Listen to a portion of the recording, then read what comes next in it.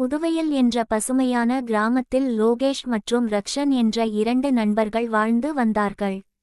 இருவரும் 7ஆம் வகுப்பு படிக்கும் பள்ளி நண்பர்கள். லோகேஷ் அமைதியானவன், ஆனால் எதையும் யோசித்து செயல்படுவான். ரக்ஷன் வேகமானவன், ஆனால் எதையும் யோசிக்காமல் அவசரமாக முடிவு எடுப்பவன். ஒருநாள் கோடை விடுமுறைக்கு லோகேஷின் கிராமத்திற்கு ரக்ஷன் வந்திருந்தான். ரக்ஷனை கிராமத்து ஏரிக்கரை பக்கம் லோகேஷ் அழைத்துச் சென்றான். அங்கு சிலர் அமர்ந்து மீன் பிடிப்பதை ரக்ஷனுக்கு வேடிக்கை காட்டினான். பிறகு கொஞ்ச தூரம் ஏரிக்கரையில் நடந்து சென்றனர். அப்போது ஏரியின் ஓரத்தில் ஒரு சிறிய படகு ஒன்று கயிற்றுடன் கட்டப்பட்டிருந்ததை ரக்ஷன் கவனித்தான். லோகேஷ், இந்த இடத்துல யாருமே இல்ல, இந்த படகுல ஏறி பார்ப்போம் வா என்று லோகேஷை அழைத்தான். லோகேஷ் உடனே, ரக்ஷா, வேண்டாம், இது நம்ம படகு இல்லை, இந்த ஏரி ரொம்ப ஆழம் வேற, ஆள் இல்லாம இதுல ஏறி பாக்குறது ஓவர் ரிஸ்குடா, வேண்டாம் என்று ரக்ஷனை எச்சரித்தான். ஆனால் ரக்ஷன் வழக்கம்போல லோகேஷ் பேச்சை கேட்காமல் படகில் ஏற முயன்றபோது திடீரென்று கயிறு தானாக கழண்டு படகு மெதுவாக நகர ஆரம்பித்தது. லோகேஷ் கயிறை பிடிக்க பார்த்தான்.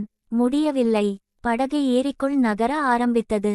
ரக்ஷன் பயத்தில் கத்த ஆரம்பித்தான்.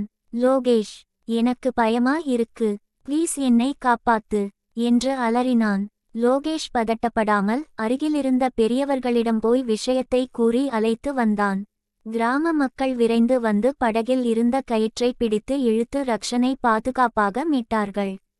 கரை வந்ததும் ரக்ஷன் கண்ணீருடன், சாரி லோகேஷ், நான் உன் பேச்சை கேட்காம அவசரப்பட்டுட்டேன், இப்ப நீ மட்டும் இல்லைன்னா இந்த ஏரில நான் மூழ்கி போயிருப்பேன், கரெக்டா ஆள்களை கூப்பிட்டு என்னை காப்பாத்திட்ட, ரொம்ப நன்றிடா என்று வருத்தப்பட்டான்.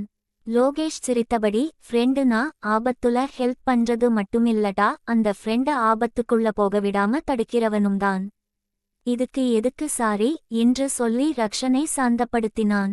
அந்த சம்பவத்துக்கு பிறகு ரக்ஷன் எந்த முடிவையும் நிதானமாக யோசித்தே எடுக்க ஆரம்பித்தான். கதை சொல்லும் அறிவுரை: எந்த காரியத்தையும் பொறுமையாய் யோசித்து பதட்டப்படாமல் செய்தால் நல்லதே நடக்கும்.